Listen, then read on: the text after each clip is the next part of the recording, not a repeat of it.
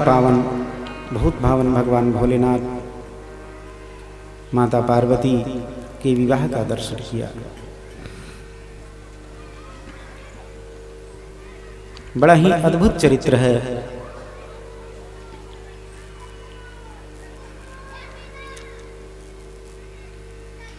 माता पार्वती भगवान भोलेनाथ को वर रूप में प्राप्त करने के लिए कठोर तप करती हैं।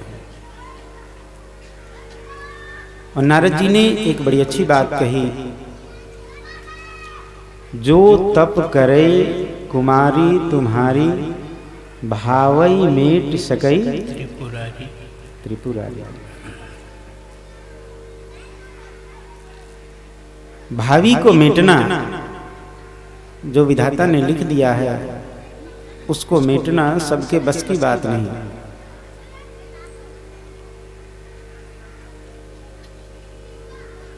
परम पावन बहुत भावन भगवान भोलेनाथ, अगर उनकी शरण में हम जाते हैं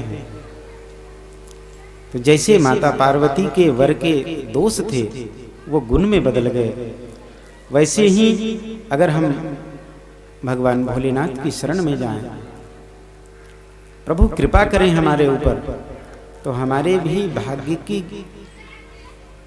रेख तो वही रहेगी, लेकिन जय जय सीता बोली गौरी शंकर भगवान की जय।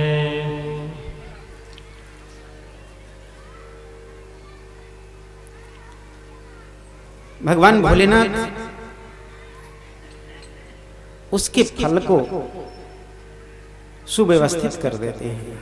हमारे भाग्य का जो फल है वो सुव्यवस्थित हो जाता है। माता पार्वती ने कठोर तप किया और कठोर तप करके वर रूप में भगवान भोलेनाथ को पाया। बड़ी विचित्र बारात, दुनिया में ऐसी बारात शायद ही किसी की होगी। लोग कहते हैं बर बौराह बसह असवार। भगवान भोलेनाथ की बारात कैसी?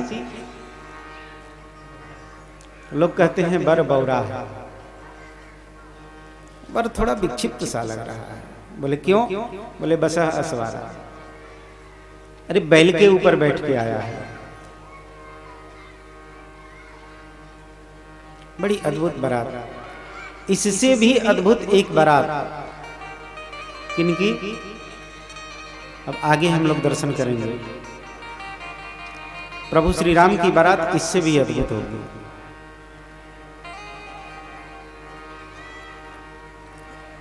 बड़ी धूमधाम से विवाह का उत्सव संपन्न हुआ है। कल हम सबने विवाह उत्सव देखा, दर्शन किया। इसके बाद वर कन्या को विदा करने का प्रकरण आया है।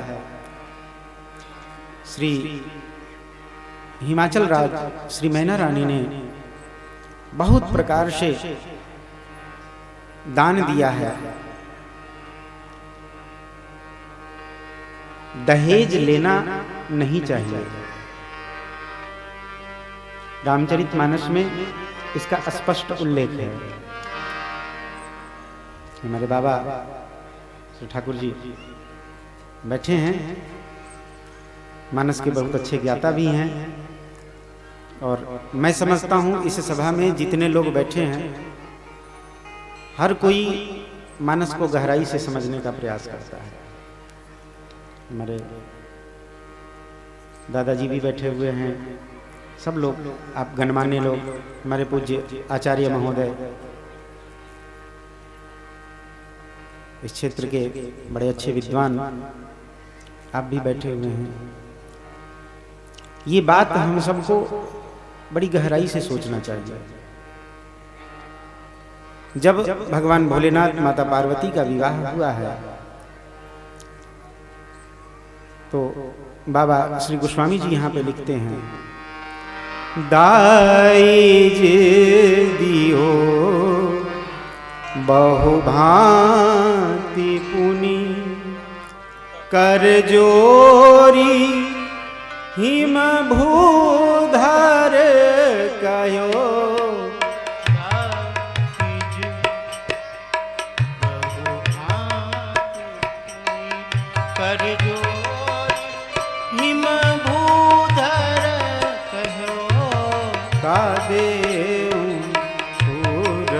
काम शंकर चरण पंकज दही रहो आदेव मोर काम शंकर चरण पंकज दही रहो शिव कृपा सागर ससुर कर संतोष सब भांति कियो शिव कृपा ससुर कर संतोष सब भांति कियो पुनि गहे पद पाथोज मैना प्रेम परिपूरण हियो पुनि गहे पाथोज मैना प्रेम परिपूर्ण पुनि गहे पद पाथोज मैना। दाईज दियो बहुभांति। श्री हिमाचल राज के यहाँ कमी किस बात की है? बहुत प्रकार के रत्न आभूषण इत्यादि श्री हिमाचल राज ने अपनी पुत्री को विदा करते समय, माता पार्वती को विदा करते समय दिया है। दाईज दियो बहुभांति। दहेज लेना एक बहुत बड़ा अपराध है, लेकिन बिना दहेज के अपनी कन्या को विदा भी नहीं करना चाहिए। जितनी हमारी सामर्थ्य है, और मैं सबसे यही प्रार्थना करता हूं, आप हम सब बैठे हैं, आप हम सब पुत्र और पुत्री दोनों के जनक होंगे। अपनी पुत्री को विदा करते समय कोई कंजूसी नहीं करनी चाहिए, और अपने पुत्र का विवाह करते समय कोई मांग नहीं रखनी चाहिए। हम व्यापार नहीं कर रहे हैं। अपने घर से मां लक्ष्मी स्वरूपा पुत्री को हम दान करके दूसरे के घर में भेजते हैं, और किसी के घर से मां लक्ष्मी की वही स्वरूपा कन्या को हम अपने घर में लेकर आते हैं। ये देन लेन का प्रचलन है, इसलिए देना जरूर चाहिए, लेना नहीं चाहिए। इस बात का हम सदैव ध्यान रखें। बहुत प्रकार के रत्न आभूषण इत्यादि श्री हिमाचल राज ने अपनी पुत्री को दान किया है। कितना भी कठोर हृदय पिता होए, अपनी पुत्री को विदा करते समय उस कठोर हृदय पिता का भी दिल भर आता है। कहते हैं पत्थर हृदय, कठोर हृदय, पत्थर हृदय। हृदय पत्थर का हो गया है, हृदय ही पत्थर का नहीं, हिमाचल राज का तो सर्वांग पत्थर का है। पूरे के पूरे पत्थर के ही बने हुए हैं, लेकिन फिर भी अपनी पुत्री पार्वती को जब विदा करने लगे हैं, आंखें भर आई हैं, अश्रुपात होने लग गए। माता मैना भी भरे हृदय से अपनी पुत्री को बार बार गले लगाती हैं, मुख चूमती हैं। संतों विद्वानों ने तो ऐसा बताया, हिमाचल राज इतना रोए, हिमाचल राज के अश्रु आज भी गंगा जमुना के धारा के रूप में प्रवाहित हो रहे हैं। माता मैना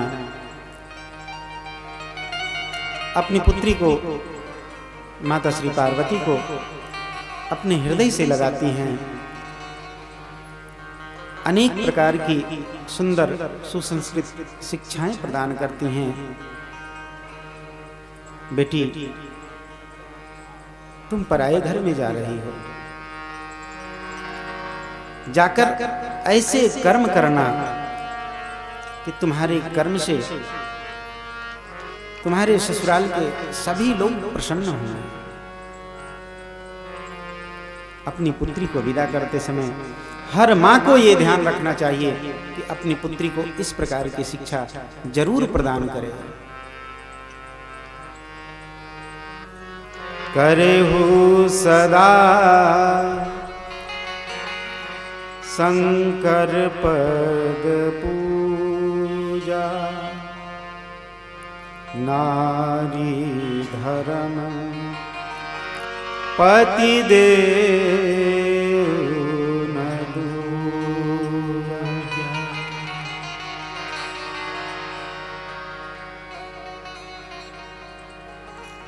बेटी, पर घर में जा रही हो, तुम्हारे संस्कार ऐसे होने चाहिए तुम्हें देखकर लोग तुम्हें अपना आदर्श बनाएं।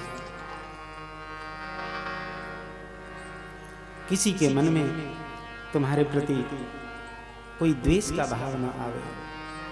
अगर किसी के मन में द्वेष का भाव आवे भी तो तुम उस पर ध्यान न देना। सदैव अपने पति की सेवा में रत रहना। स्त्री के लिए सबसे बड़ा धर्म है अपने पति की सेवा। श्रीमद् शिव पुराण में जब ये प्रकरण आया है, माता पार्वती को विदा करने का समय जब आया है, वहां का प्रसंग हर माता हर बहन को पढ़ना चाहिए। क्या सुंदर उपदेश किया है माता मैना ने। बेटी, परघर में जा रही हो, वहां के स्वभाव, वहां के विचार मिलने में कुछ समय लगेगा, लेकिन तुम अपनी सेवा से सबको प्रसन्न करके रखना। बचन कहत भरे लोचन बारी, बचन कहत भरे लोचन बारी, बहुरी लाई उर लीनी कुमारी, बहुरी लाई उर लीनी कुमारी। कत विधि सृजी नारी जग माही, कत विधि सृजी नारी जग माही, पराधीन सब निउ सुख नाही, पराधीन सब निउ सुख नाही। वचन कहत भरे लोचन बारी, वचन कहत भरे लोचन बारी, बहुरी लाई उर लीनी कुमारी, बहुरी लाई उर लीनी कुमारी।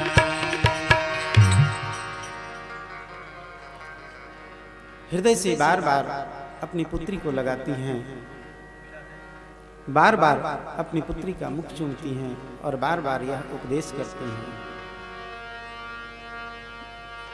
नारी धर्म पति देव न दूजा। बेटा, स्त्री का धर्म है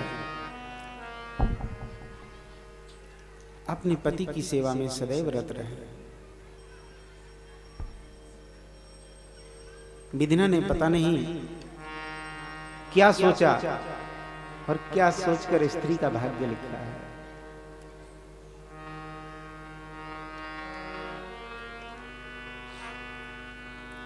घर परिवार में रही,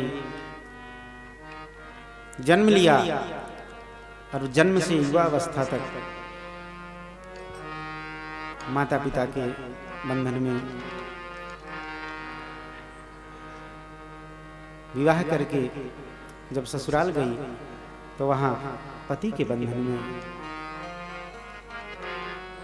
बेटी, स्त्री तो पराधीन है, और जो व्यक्ति पराधीन होवे उसे अपने सुख की आकांक्षा नहीं करनी चाहिए। सेवक सुख चह मान भिखारी। सेवक अगर सुख की आस करता है तो वो उसका धर्म नहीं है। भिखारी अगर मान सम्मान की इच्छा करता है तो वो उसका धर्म नहीं है। बेटी, अपने पति के यहाँ जाना, ऐसे कार्य करना, ऐसे कर्म तुम्हारे होने चाहिए जिससे कभी तुम्हारे माता पिता को लज्जित न होना पड़े।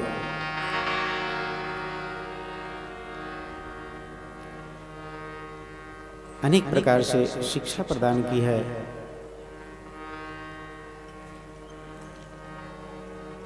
पुत्री को विदा करने के लिए आगे आए हैं।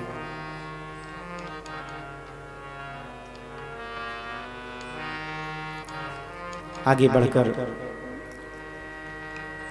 पुत्री को विदा किया है। श्री हिमाचल राज मैना रानी अपनी पुत्री को विदा करके कहीं दूर नहीं भेजा। हिमालय के ही एक भूखंड कैलाश में अपनी पुत्री को रखा है, लेकिन फिर भी हिमाचल राज का हृदय द्रवित हो गया।